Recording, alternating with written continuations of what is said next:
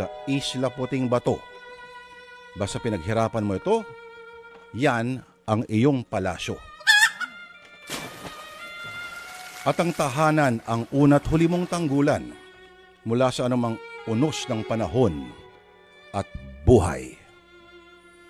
Kasama ang lahat ng nakatira na mahal mo, kamag-anakan man o kaibigan, umaasa ka na lahat ay kadugo o kung hindi, lahat ay kaibigan, lahat ay iisa lamang ang hangarin, lahat ay pamilyar, lahat ay mapagkakatiwalaan.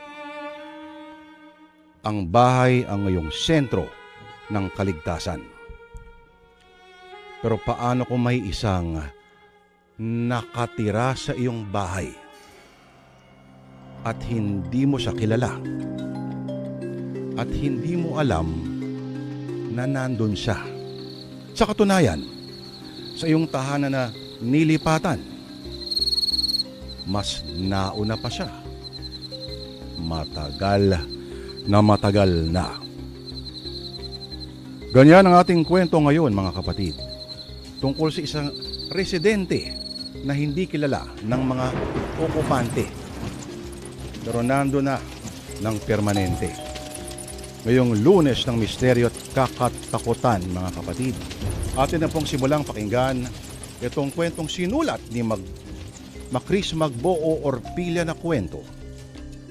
Ang pamagat po dito sa Sana Lord ay, sino tong nakatira sa bahay ko?